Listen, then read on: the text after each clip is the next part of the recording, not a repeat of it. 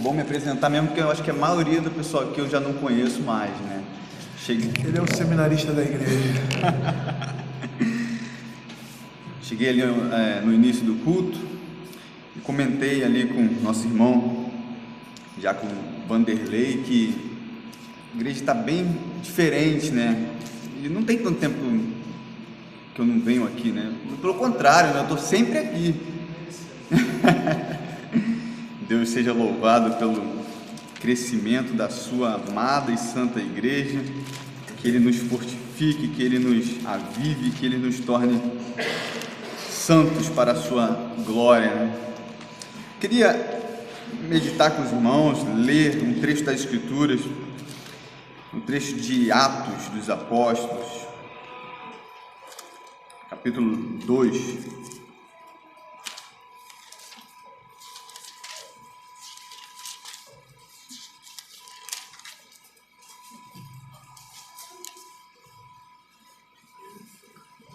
A gente vai ler os versos do número 42 ao 47.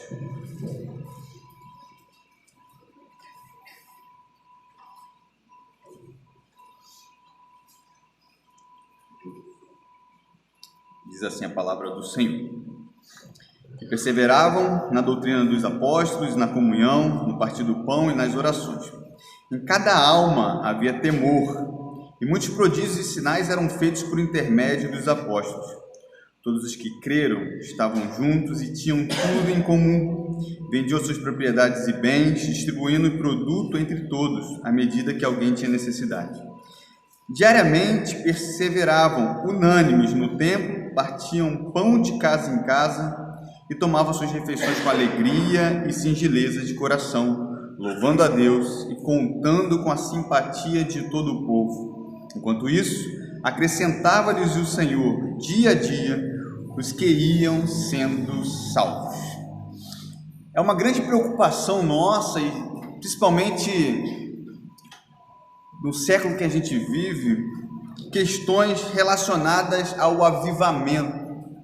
Normalmente, quando a gente lê esse trecho de Atos 2, e principalmente na descida do Espírito Santo, no dia de Pentecostes, há um fervor nosso em desejar que a igreja se torne avivada. Isso foi um cerne, né, da mensagem de muitos cristãos do nosso tempo e do nosso país. Desejo pelo fervor, pela espiritualidade e por ser cheio do Espírito Santo, tomou conta, né, de muitos de nós. Uma motivação que é fiel, uma motivação que é coerente, que é correta. Porém, quando a gente vê isso em acordo com as Escrituras Sagradas, em acordo com que a Palavra de Deus dá direcionamento para nós do que é ser cheio do Espírito Santo, do que é ser avivado e do que é pedir esse avivamento ao Senhor, a gente acaba vendo questões que são antagônicas ao procedimento de muitos de nossos irmãos. Quando a gente olha, por exemplo, para a nossa igreja hoje, e quando nós pensamos sobre essas questões, a gente vê muitas pessoas que se dizem cristãs, mas não conhecem, nem se interessam, por exemplo, em conhecer a Sagrada Escritura. Vão pouco, ou muito pouco, né, à igreja, vivem de forma muito semelhante ao mundo, e alguns desses possuem vida devassa, vida dúbia, né? Inclusive cresceu o nome dos chamados, ou a quantidade daqueles que são chamados cristãos nominais, né? Ou cristãos não praticantes, um contrassenso, um problema ali de nomenclatura, porque não tem como você ser cristão e não ser praticante, né? Seria um problema semântico, né? E a Escritura, ela é bem clara, que essa questão seria uma grande pedra de tropeço, um percalço na vida da igreja.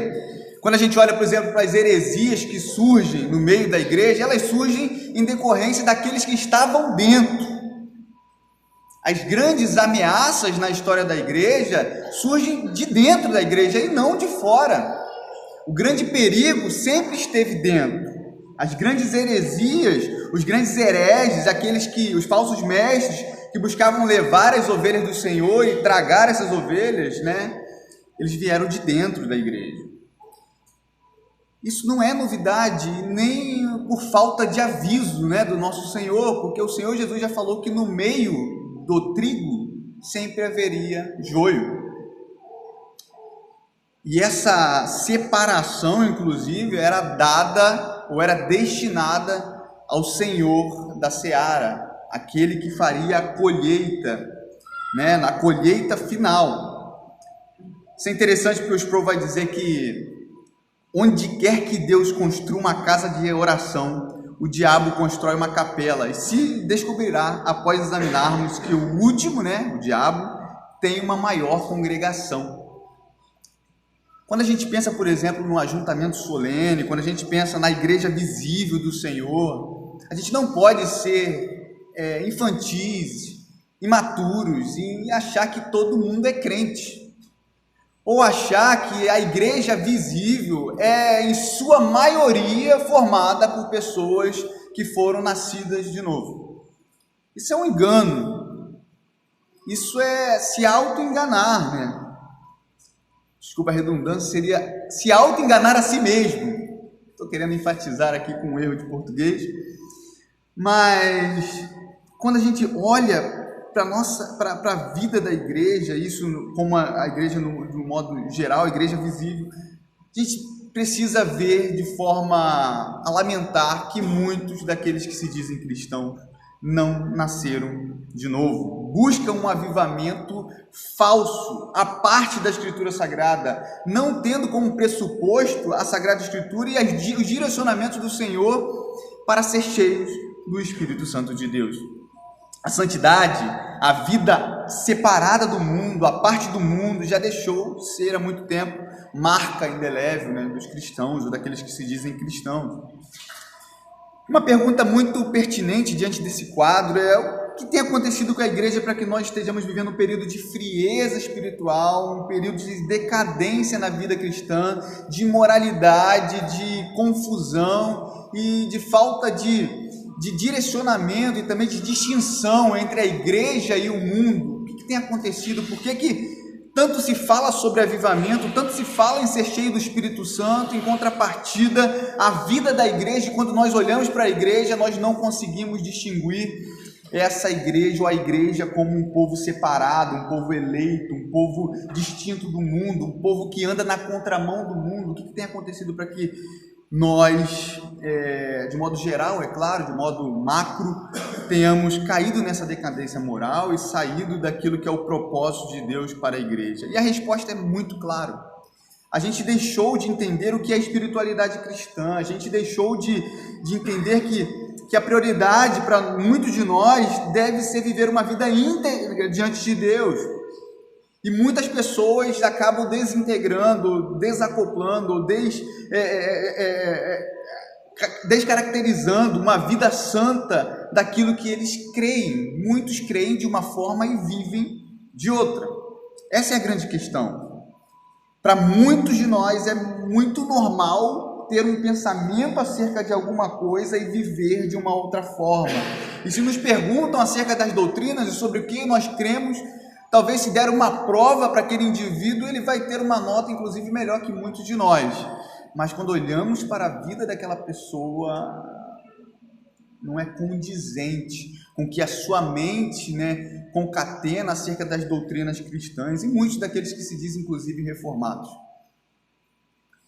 Alguns vão dizer que uma coisa é a espiritualidade, outra coisa é a nossa mente. Isso é um erro crasso. Separar o que a gente vive, a vida com Deus, a espiritualidade cristã, daquilo que a gente crê.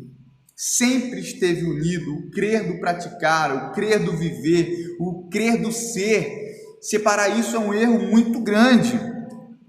Outros vão dizer que o problema é o excesso de teologia, ou a letra que mata, ou a própria religião, aqueles anti-religião, né, ou aqueles que são contra a religião. O problema é que você é muito religioso, mas você tem que ser contra a religião. Por outro lado, alguns vão dizer que os pastores da nossa atualidade não falam de maneira clara ou não falam de maneira relevante aos problemas da nossa sociedade, não conseguem conectar a doutrina da Escritura com a demanda, querem tornar o Evangelho ainda mais pertinente, ou o evangelho de forma mais agradável, ou colocar adornos no evangelho, né? Tornar ele relevante, a palavra é essa. O que seria, o que precisaria para colocar no evangelho para que ele se torne relevante? Uma pergunta que eu sempre faço, né? Para que ele se torne ainda mais relevante do que ele já é. E a grande questão é que nós, um país onde a sua maioria é cristão protestante, estamos inchados, mas não temos crescido. Eu faço esse paralelo com aquilo que eu disse no início aqui, né? De ver o crescimento da igreja. Eu louvo a Deus porque o crescimento da igreja que eu vejo aqui é o crescimento produzido pelo Espírito Santo. É aquilo que o texto aqui diz lá no versículo 47, né? Enquanto acrescentava-lhe o Senhor dia a dia os que haviam sendo salvos, que iam sendo salvos. Esse crescimento aqui, que é produzido pelo Espírito Santo de Deus, é muito diferente de inchaço. Vem, pode vir. Não, a gente dá um jeito, a gente resolve aqui, né? E a igreja vai enchendo, a gente vai botando gente na igreja, ó, a porta larga, pode vir. São coisas totalmente distintas, né?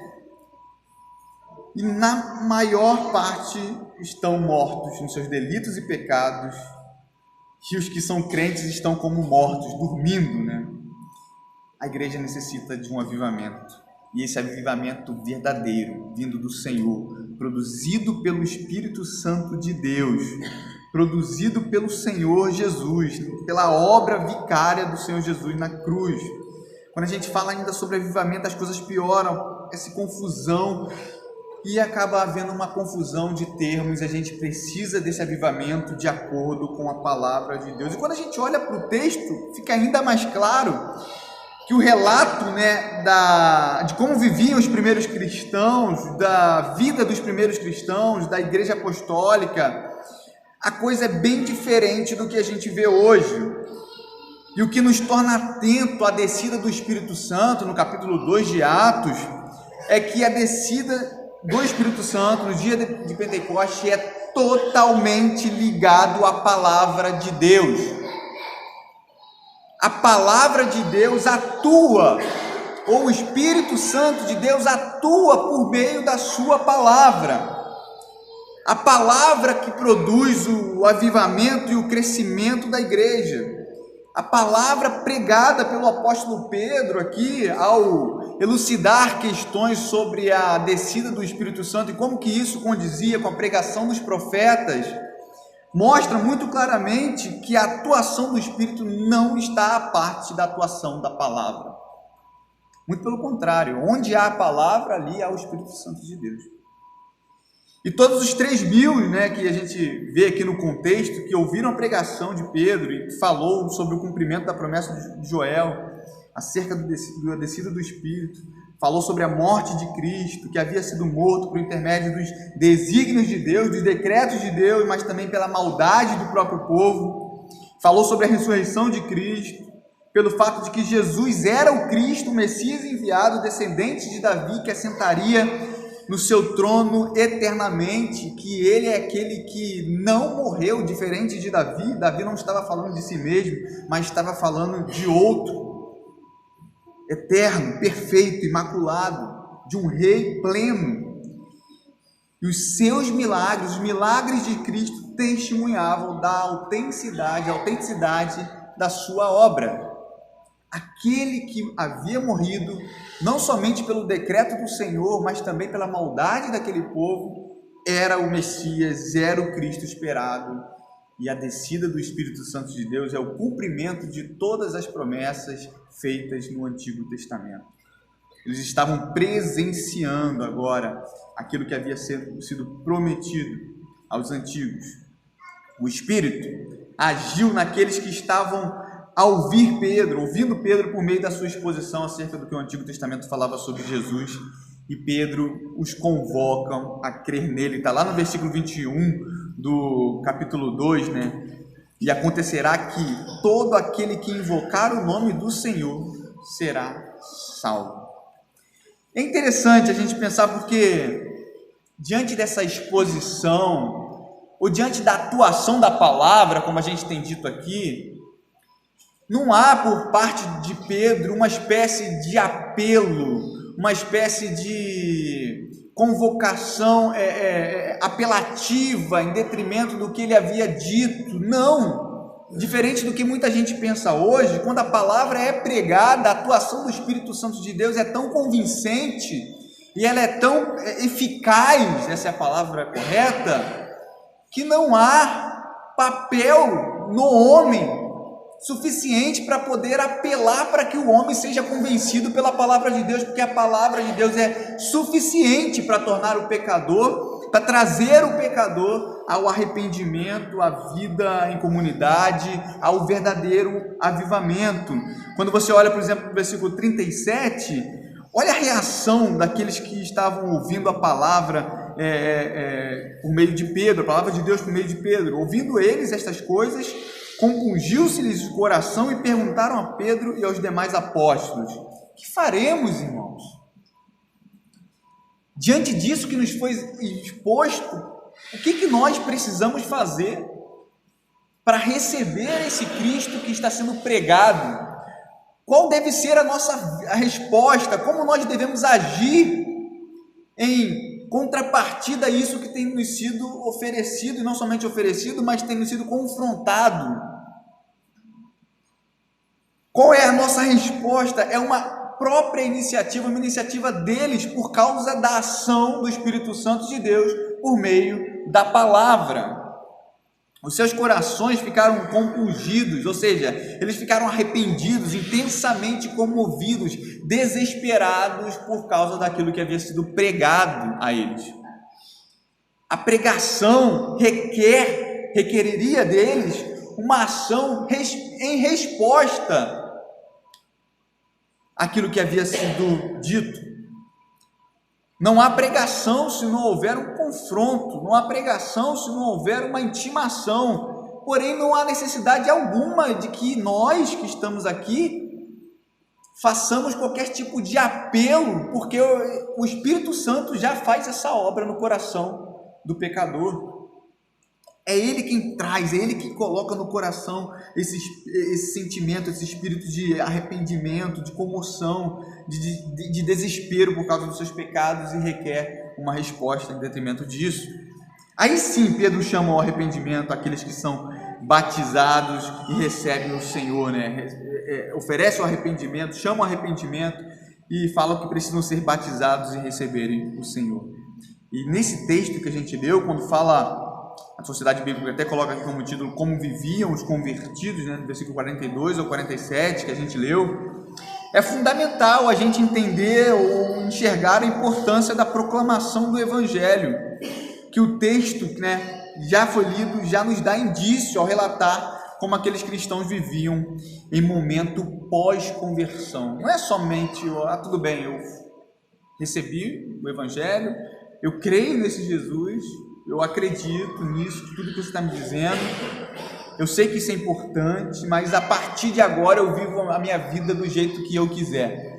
Não, isso não é evangelho. Um verdadeiro convertido é aquele que não desacopla a sua vida daquilo que você crê. Ok, eu entendi, e agora? O que eu faço? Receba o Senhor, se arrependa dos seus pecados, seja batizado e receba o Senhor. Parou por aí? Então, não. Agora vocês precisam viver a vida em conformidade àquilo que vocês dizem crer. Versículo 42 a 47 é uma prova real de que a atuação do Espírito Santo na vida da igreja muda todo os nossos relacionamentos, todo o nosso ser, de forma íntegra, de forma perfeita. E por isso não há lugar para a vida dúbia diante do povo de Deus, diante do Senhor, no meio do povo de Deus, diante do Senhor. A primeira questão aí, primeiro verso, versículo 42, e perseveravam na doutrina dos apóstolos, na comunhão, no partir do pão e nas orações. essa primeira cláusula, né? Perseveravam na doutrina, não está aqui por acaso. O autor inspirado não colocou essa cláusula aqui em primeiro plano por acaso. Ele está querendo mostrar que a maior ocupação daqueles que viviam uma vida piedosa em Cristo Jesus era permanecer, era perseverar na doutrina dos apóstolos. Ou seja, a maior ocupação dos novos crentes era conhecer a Deus por meio da exposição da Escritura, de acordo com a base, o alicerce estabelecido pelos apóstolos inspirados pelo Senhor. Eles precisavam entender com profundidade a fé cristã, e para isso precisavam perder ou ganhar tempo diante das doutrinas que agora eram lhes apresentadas. Muitos judeus de vários locais, muitas dúvidas: o que devemos fazer, o que não devemos fazer, o que continua, o que não continua, o que prossegue, o que não prossegue, como a gente enxerga agora, e a nossa fé, e a nossa vida, como é que a gente resolve isso, e o sacrifício. São tantas coisas que eles precisavam meditar. Então o perseverar na doutrina era fundamental para que eles vivessem uma vida coerente com o Evangelho. Lembre-se que, além disso, pessoas de vários lugares, judeus de vários lugares, precisavam enxergar a Bíblia como escritura cristã, ver Cristo em toda a Escritura. É diferente quando eu abro o Antigo Testamento, faço uma exegese, porém não conecto com o restante da Escritura e não consigo enxergar o plano redentor de Deus em toda a Escritura. Isso não é um modo cristão de enxergar. Isso pode ser um modo exegético, gramatical, histórico, o que quer que seja, mas o modo cristão precisa olhar a cada ponto da Escritura dentro do plano redentor de Deus e linkar todos esses pontos. É enxergar o sacrifício de Cristo e a ação de Deus em toda a Escritura. Isso é fé cristã, isso é ser cristão, isso é entender a Bíblia como escritura cristã. Eles precisavam aprender isso, precisavam entender o Antigo Testamento da ótica cristã, tendo como pressuposto a obra de Cristo. E para isso, as suas reuniões pós-conversão precisavam ter como base o ensino da palavra de Deus. E agora eu trago aqui para a gente, que é impossível, seria impossível, até para eles e para nós, que a igreja crescesse, que a igreja amadurecesse na fé, que a igreja tivesse esse crescimento à luz da palavra, fosse cheia do Espírito Santo de Deus, se a palavra não ocupasse papel de proeminência, papel fundamental em suas reuniões. Não existe cristão cheio do Espírito Santo que não tenha profundo e diligente interesse pela Escritura, porque o mesmo Espírito que nos enche é o Espírito que inspirou a Sagrada Letra. Aquele que quer ser cheio do Espírito Santo de Deus precisa amar de todo o coração a sua palavra, porque é o mesmo Deus, é o Deus que nos enche, e Ele não nos enche de qualquer coisa, Ele nos enche da sua palavra. Ela é o primeiro lugar, ela deve ser o primeiro lugar para o crescimento de qualquer comunidade de fé. Não existe igreja cheia do Espírito se não se aplicar diligentemente e firmemente ao estudo da Sagrada Escritura. Então, quer ver uma igreja cristã verdadeira?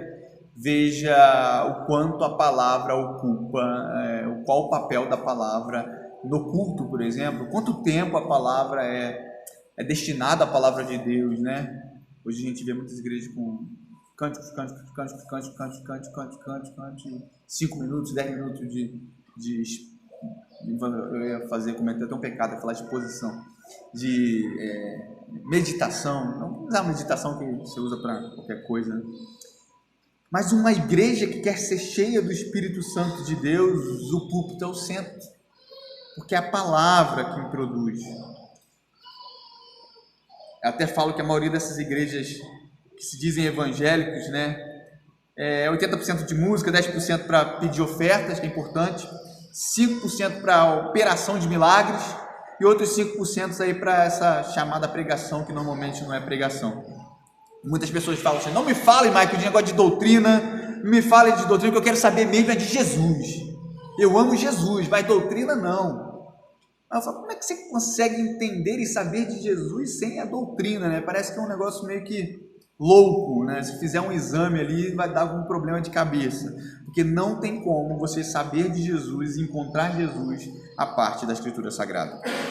Muitas das pessoas falam, Michael, doutrina divide, mas o amor, ele une. Coisa linda, né, pastor? Frase de Instagram, né? Mas da Bíblia está longe.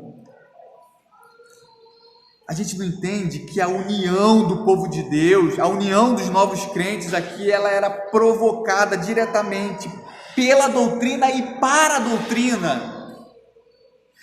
Qualquer comunhão que haja na igreja não pode ser a parte da doutrina, mas ela é provocada diretamente pela doutrina e para a doutrina. Não há como mantermos unidade se esta não proceder da palavra. É a palavra de Deus que nos une. É o amor de Deus? Sim, é claro, mas onde há a palavra de Deus, ali há o amor de Deus. Onde há justa condenação ao ímpio, ali está a justa proclamação do amor de Deus àqueles que serão salvos. É impossível separar o amor de Deus da sua palavra, não tem como. Quando a gente olha para o nosso contexto, como é que a gente vai ver crentes de verdade neste modelo que a gente preza hoje, né? Do meio geral, no modo geral, onde o culto não é, onde a palavra não é o centro do culto, onde o centro da vida das pessoas não é a Escritura Sagrada, e por isso não se preocupam em aprender a Bíblia, porque ela não serve para nada. Como é que a gente pensa isso, se não perseveram na doutrina, né? E o texto aqui do primeiro versículo, perseveravam na doutrina dos apóstolos e na comunhão e no partir do pão e nas orações. Você vê aqui que a questão da comunhão, do partir do pão e das orações, aqui a gente tem os elementos de culto, né? O partir do pão, você tem aqui na construção do grego um artigo definido, então você pode muito bem ligar ou linkar aqui a questão da celebração da ceia do Senhor, até porque você tem os elementos de culto aqui sendo colocados, orações, né? Pregação da palavra, comunhão e partir do pão.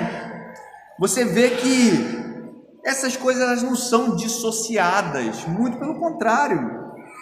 Elas são associadas, elas são íntegras, elas são integrais. Esse é o problema daqueles que creem de uma forma e agem de outra. Eles até gostam de teologia, mas ao separar uma vida de oração, uma vida de comunhão, de uma vida de dedicação no estudo diligente da Escritura, estão desprezando a Deus e achando que podem entender a Escritura sem a ação do Espírito Santo. Isso é impossível. E é por isso que quando nós estudamos as Escrituras, a ação da oração precisa estar conjunta. É por isso que não há pregação da palavra sem o ajuntamento solene, porque a comunhão está junto. São coisas que não são separáveis, é uma coisa só, né? É o orare e o et labutare, né? É o você se devotar diante de Deus, pedindo que Ele intervenha e venha até nós, nos encha do seu Espírito, nos ilumine para que possamos compreender o texto, mas eu preciso suar a camisa para entender o texto, né? As duas coisas estão unidas, integradas. A celebração da ceia, a Escritura sendo vista, o alimento que o Senhor nos oferece e nos faz, né? e nos entrega, nos fortalecendo, nos alimentando, está ligado à palavra. É por isso que não há celebração de ceia sem pregação da palavra. A vida de oração pública no meio da igreja nos torna ainda mais unidos, porque nos torna sensos, ideais, tendo mesmo ideais, tendo consciências do propósito de cada um, tendo consciência da necessidade uns dos outros. A oração nos une. Eles tinham alegria e perseverança na comunhão, em estarem juntos para se reunirem. Essa vida deles está bem clara aqui no primeiro verso, mostra que a alegria deles estava na reunião dos santos. Qual é o nosso sentimento, por exemplo? Eu não vou falar do domingo, vou falar do sábado, no dia que antecede ao dia do Senhor, né? Porque a gente sabe do dia do Senhor, mas qual é o nosso real sentimento no sábado? Com qual sentimento eu durmo no sábado à noite para o domingo de manhã? É um sentimento de ansiedade por ver os meus irmãos, de alegria pelo fato de amanhã ser o dia do Senhor e nós estarmos no culto, onde nós participaremos dos elementos de culto, seremos alimentados por meio da palavra, dos sacramentos, da oração, tendo comunhão uns com os outros, alegria também de ver uns aos outros e de viver a vida do outro que também não está à parte do culto em si. Qual é o nosso sentimento do sábado, né? A gente pensa em perseverar para que nós estejamos em oração, diante da palavra de Deus, no momento de estudo das Escrituras. É esse o nosso sentimento, ou um sentimento de tristeza, que amanhã eu tenho que acordar cedo, ou um sentimento de cumprimento de dever? O sábado, né, o dia do Senhor, o Shabá, o dia do Senhor foi feito para o nosso deleite, para o nosso prazer, para a nossa alegria, para a nossa vida. Diante disso, não há possibilidade alguma de dormirmos no sábado com sentimento de tristeza, porque amanhã raiará um novo dia. O Senhor renovará o seu pacto, o Senhor alimentará a sua igreja, e o Senhor trará todos, né, diante de si. E isso aponta para uma realidade eterna. Não há nenhuma possibilidade de entendermos essa realidade de forma entristecida ou como cumprimento de sacrifícios apenas, mas com gratidão, com alegria, com gozo. Versículo 43: em cada alma havia temor, e muitos prodígios e sinais eram feitos por intermédio dos apóstolos, né? Agora você mostra como que estava o sentimento deles ali em relação a tudo que estava acontecendo. A primeira coisa que é dita é que havia temor neles, né? Mais uma palavra que a gente não entende, porque a gente acha que temor é apenas ter medo. Tudo bem que medo também está colocado dentro do contexto da palavra temor, mas aqui a ideia é que eles possuíam uma santa reverência, né? Essa reverência os tornava conscientes das suas reais necessidades, uma real devoção diante de Deus. Sabiam distinguir que estar diante de Deus é estar diante daquele que é totalmente diferente de nós, é perfeito, é santo, e por isso merece a nossa adoração. Isso é estar diante de Deus com temor. Eles não estavam ali brincando, não estavam jogando conversa fora, mas estavam sendo amadurecidos e sendo edificados pelo Espírito Santo de Deus. Estavam diante do Deus da criação, e esse Deus havia enviado o seu Filho para morrer por eles, que agora tinha enviado o Consolador, o outro Consolador, que os santificaria e os fariam viver uma vida que glorificasse a Deus. Um outro ponto é que os sinais, né, e prodígios os acompanhavam. Prodígios e sinais eram feitos por intermédio dos apóstolos. O texto é bem claro.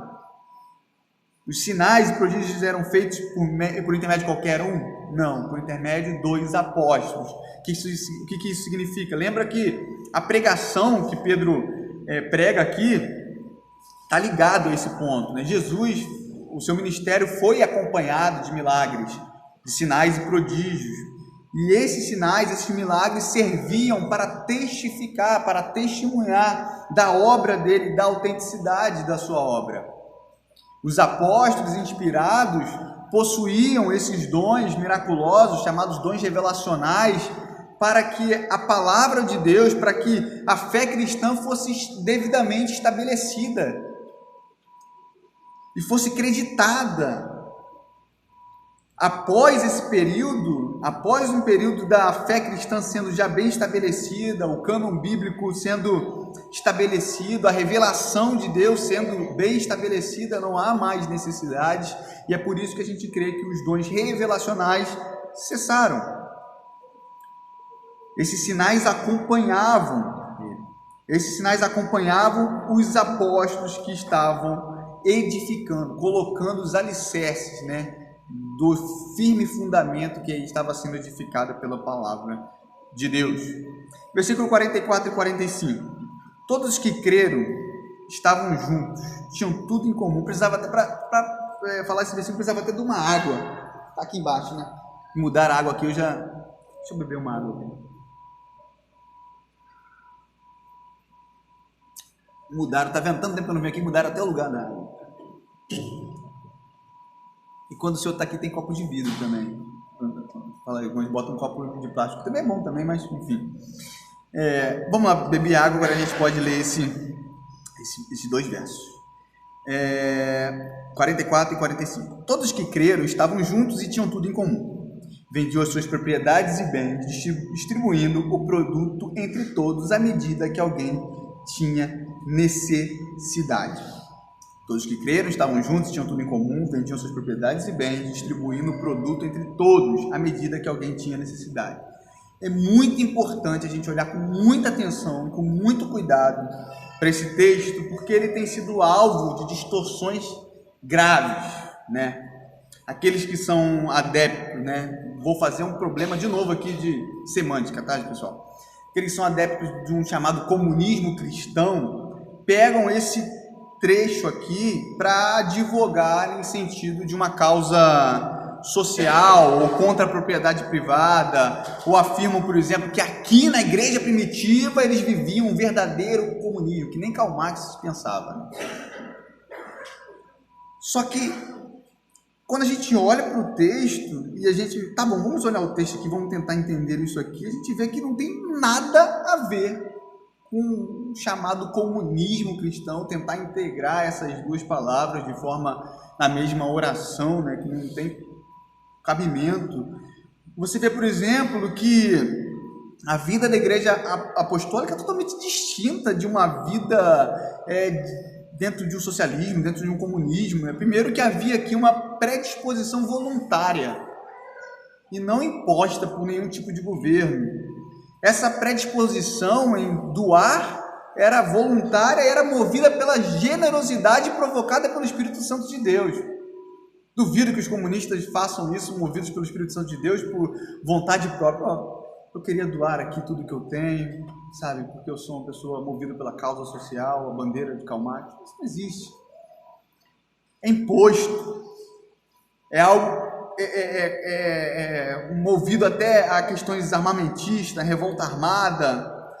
Não tem nenhuma relação com isso, né? Deus ama aquele quem dá com alegria, e a questão aqui está totalmente ligada a isso. É interessante também a gente olhar um pouquinho para o contexto, mais uma vez. Havia muitos judeus de vários locais, né?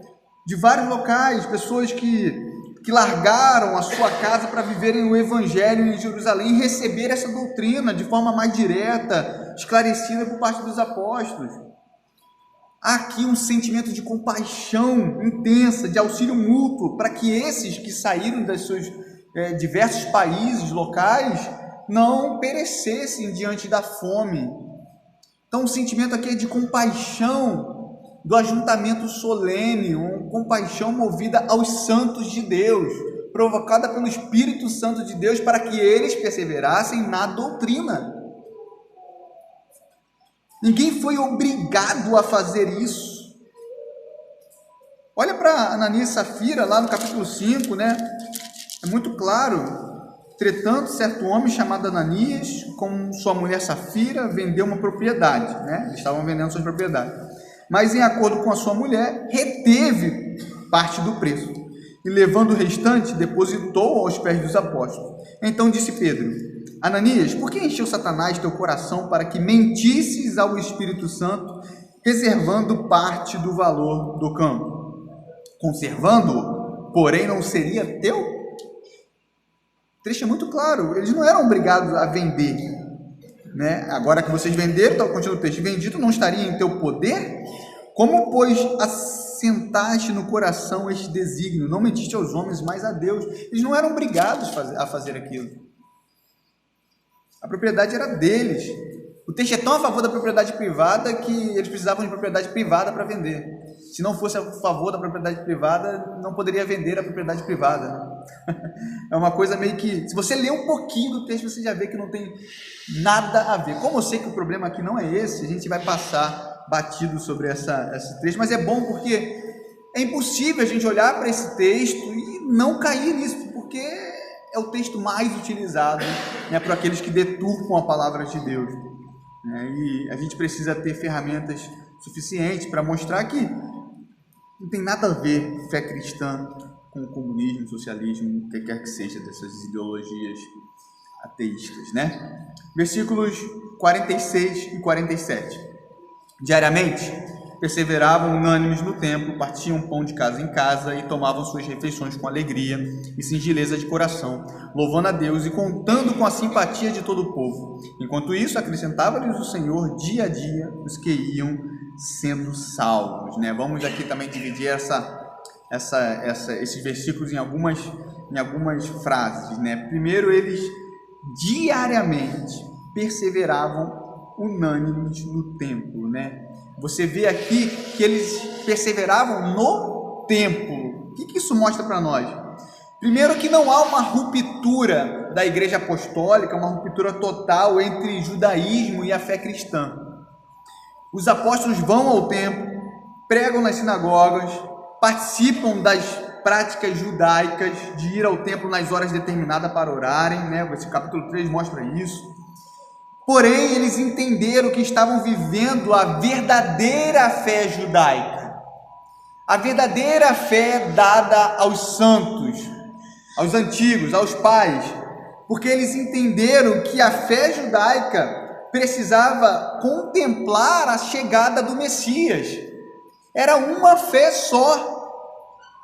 A Escritura é toda integrada, ela não é dividida, né? Eu acredito nessa parte. Agora sim, começamos uma nova época, tudo aquilo ali morreu, acabou, né?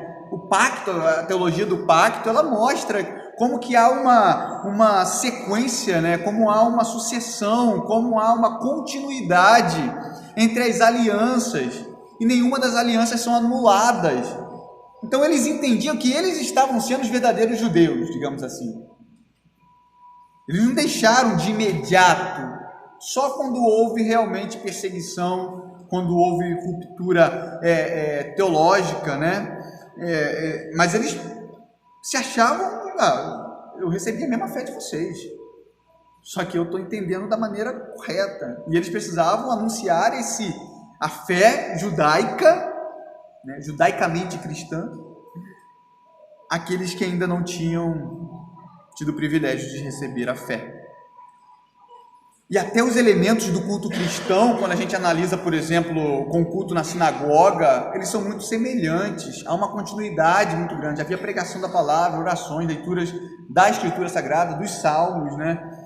Você não vê uma ruptura de forma tão acentuada como as pessoas hoje querem mostrar. Eles viviam o cristianismo como uma espécie de continuidade da fé da Abraão, tendo Deus cumprido as suas promessas. A próxima cláusula aqui é que eles partiam, agora sim, sem o artigo, partiam pão de casa em casa e tomavam as suas refeições com alegria e singeleza de coração, louvando a Deus. Diariamente eles faziam isso, eles mantinham a comunhão com os irmãos. É interessante que essa comunhão aqui pressupõe também outros dias, né, que não fosse o ajuntamento solene. O que quer dizer? Quer dizer que a comunhão daqueles que são cristãos não pode ser apenas restrita ao ajuntamento solene, mas ele se transpassa ao ajuntamento solene, ao dia do Senhor, é diário. Eles tinham comunhão, como? Partindo pão de casa em casa, tendo refeições, se alimentando junto, participando da vida do outro, tendo relacionamento íntimo, né, com o outro, famílias, né, era de casa em casa, e não somente em uma casa, mas havia essa preocupação de como que o outro estava vivendo, e dessa forma eles viviam de forma singela, singeleza de coração. O que significa isso? De forma simples, sem querer aparecer, sem querer se mostrar, sem querer se achar. Não, eles viviam de forma simples, uma vida sem luxos, com seus filhos, com suas famílias, com seus irmãos em Cristo, adorando e vivendo intensamente o Evangelho. Uma vida simples, sem extravagância, talvez até despercebidos, vivendo a fé de forma simples. Hoje a gente mudou esse conceito, né? A gente quer ser extravagante, não somente na fé, mas no nosso modo de se vestir, no nosso modo de falar, no nosso modo de enxergar. Enfim, a gente quer mudar todas as circunstâncias, mas a gente não entende que muitas vezes a fé cristã requererá de nós uma vida sem luxos, uma vida é o pai, a mãe, os seus filhos e a igreja, e ponto final. Não, mas o meu emprego é simples, a minha casa é simples. Glória a Deus por isso, porque tudo que nos dá é o Senhor da nossa salvação, e Ele nos dá para que nós possamos adorá-lo, para que nós possamos viver intensamente esse Evangelho, lembrando que a nossa morada não é nesta vida, mas nós estamos sendo conduzidos a um local totalmente perfeito, santo, e é lá que nossa mente deve estar sendo colocada. A terceira cláusula aqui é que eles contavam com a simpatia de todo o povo. É interessante porque também, né, é certo que quando nós pregarmos o Evangelho, seremos perseguidos, né? Paulo diz a Timóteo que aqueles que querem viver piedosamente em Cristo Jesus terão perseguições, passarão por perseguições, né? A perseguição, de alguma forma, é uma marca de um verdadeiro cristão, mas ninguém sai correndo atrás de perseguição, ninguém corre atrás de perseguição. Perseguição é uma coisa que vai vir naturalmente para o cristão, mas tem um outro lado da moeda, que a vida cristã verdadeira, na palavra, tendo como base, em primeiro lugar, a perseverança na doutrina, na comunhão, nas orações, no partir do pão, na vida em comunidade, também a parte da igreja, na casa um do outro, provocará em muitos a simpatia pelo povo de Deus, porque Deus usará o exemplo do seu povo para atrair novos eleitos à fé cristã. Como que esse povo vive diferente? Como que eles pensam diferente o dinheiro? Como que eles pensam... Não é possível que esses caras estão vendendo as suas propriedades para se ajudarem, mas como assim esses caras? O que está acontecendo com esses caras? Não é um sentimento natural, né? Pecaminoso, né? Natural, pecaminoso. Mas é um sentimento provocado por algo extraordinário. Esse algo extraordinário só pode ser o Espírito Santo de Deus. É por isso que é impossível esse ajuntamento sem o Espírito Santo de Deus, porque como seremos unidos, pessoas tão diferentes, com gostos diferentes, com predileções diferentes, com jeito diferente, criados de forma diferente, mas unidos pelo poder do Evangelho, pelo poder da palavra, porque o que nos une é a palavra de Deus. Se não fosse isso, nós não estaríamos aqui no domingo de manhã, ou na casa uns dos outros, ou compartilhando da vida, do pão, e das aflições e das alegrias uns dos outros, porque é o Espírito Santo de Deus que promove essa alegria, essa união, né? Isso é importante, porque às vezes a gente acha que ser cristão vai apenas atrair pessoas a nos perseguirem. Isso está certo, mas também atrairemos as pessoas pelo modo de viver a fé. Lembra de João 17, na oração sacerdotal, no versículo 22 e 23?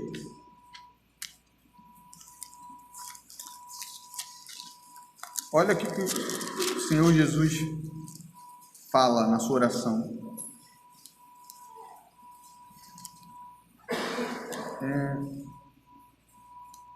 22. Eu lhes tenho transmitido agora que me tenho dado, para que sejam um como nós o somos, eu neles e tu em mim, a fim de que sejam aperfeiçoados na unidade, para que o mundo conheça que tu me enviastes e o amaste como também amaste a mim. Ó, versículo 21, a fim de que todos sejam um, e como és tu, ó Pai, em mim e eu em ti, também sejam eles em nós, para que o mundo creia que tu me enviaste. A união em Cristo, a união mística, que nós somos unidos ao Senhor Jesus, serve também para atrair os eleitos de Deus à fé cristã. A vida em comunidade servirá de meio para atrair o povo à fé. O nosso proceder, o nosso modo de viver, muitas vezes contará com a simpatia do povo. E a última cláusula aqui é que enquanto havia tudo isso, enquanto estava acontecendo tudo isso, toda a ação do Espírito Santo de Deus, todo esse avivamento, acrescentava-lhes o Senhor dia a dia os que iam sendo salvos. O resultado é que Deus salvava pecadores por meio da palavra e no modo como eles exemplificavam a prática da fé cristã. A igreja crescia com o acréscimo do próprio Deus, não era eles, não eram as suas obras, era Deus que fazia a igreja crescer, era Deus que salvava, era Deus que trazia para si e acrescentavam na igreja, dia a dia, os que iam sendo salvos. O crescimento era provocado pelo próprio Deus, por uma conversão genuína, e não por uma conversão falsa ou por um inchaço, Eles estavam vivendo para a glória de Deus e isso os faziam perseverar na doutrina dos apóstolos, perseverar no culto, perseverar na vida do outro e ter uma vida para a glória de Deus. São trechos muito importantes para nós, muito, muito importantes, porque mostra como nós devemos viver como verdadeiros cristãos. Deus, em primeiro lugar, trazendo aqui algumas aplicações breves, embora eu já tenha feito, relembrando algumas coisas que eu já tenha dito. Deus opera quando o povo se reúne. Deus, por intermédio do seu Espírito, nos enche, nos torna vivos, nos torna edificados e nos fortalece no meio da reunião do povo de Deus. A gente não pode levar isso de qualquer maneira. A gente precisa levar isso com temor. E temor é santa reverência, com diligência, com integridade. A gente precisa entender que uma igreja verdadeira, uma igreja cheia do Espírito Santo de Deus, ela é composta por membros que perseveram na palavra e na diligência do estudo das doutrinas. No nosso caso, como cristãos reformados presbiterianos, nos nossos símbolos de fé, que são a interpretação fiel das doutrinas, conforme nós cremos, o papel da palavra na nossa vida, no nosso culto. Igreja verdadeira é aquela que abre a Bíblia, explica a Bíblia e aplica a Bíblia aos nossos contextos. E não somente tem a Bíblia como um bom direcionamento para a nossa vida, mas como regra de fé e de prática, confrontados pela Bíblia e atraídos pela Bíblia e para a Bíblia. Uma igreja verdadeira é uma igreja cheia do Espírito Santo de Deus, uma igreja que a doutrina é acompanhada da oração e da comunhão, onde essas coisas não são separáveis, muito pelo contrário, são integradas.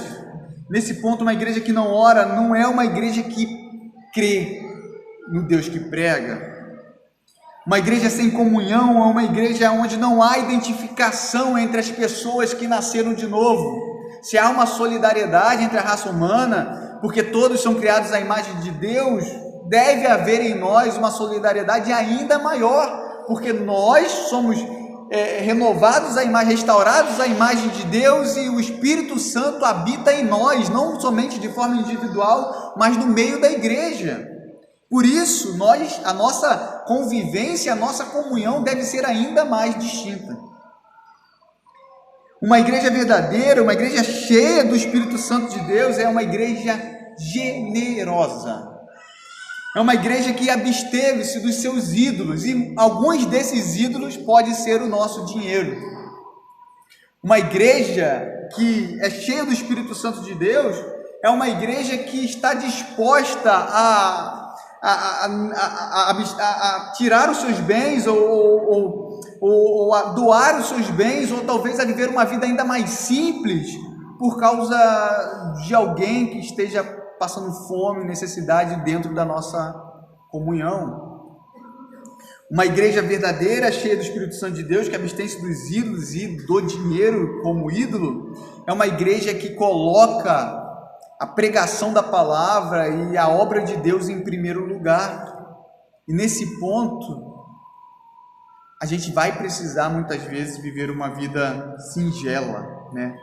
Lembre-se do caso de Zaqueu, né? Lucas 19, versículos de 8 a 10, quando ele ali, quando o Senhor anuncia, né, a sua chegada na sua casa, e ele fala que ele vai devolver todo aquele dinheiro que ele havia roubado. Aí o Senhor Jesus fala o quê?